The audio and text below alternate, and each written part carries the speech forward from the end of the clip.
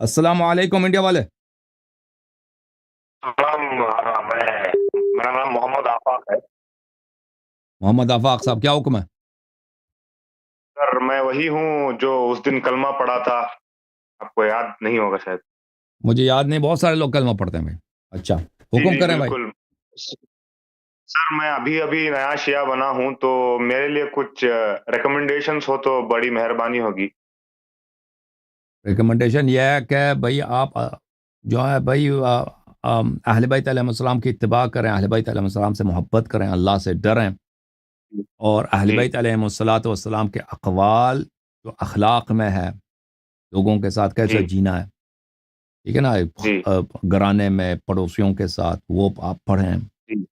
اور اہل بیت علیہ السلام کے جو مواعظ ہیں کہ انسان کو قیامت سے ڈرنا چاہیے، روز حساب سے ڈرنا چاہیے، ان پہ دھیان رکھیں.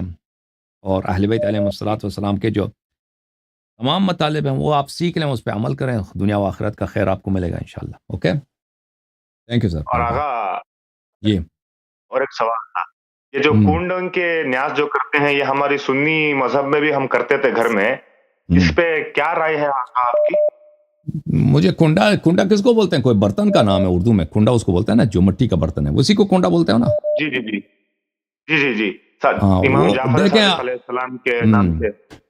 دیکھیں، اگر آپ کسی بھی مومن کو کھانا کھلانا، مسلمان کو کھانا کھلانا، یہ بہت اچھی بات ہے. بالخصوص مومن کو کھانا کھلانا یہ عبادت ہے.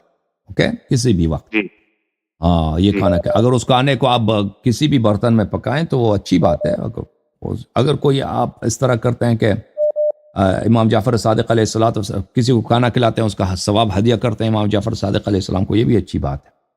تو اس طرح ہونی چاہیے. اوکے، ہاں، okay, thank you sir. Allah sir last question ہے، لاسٹ کوشچن ہے سر.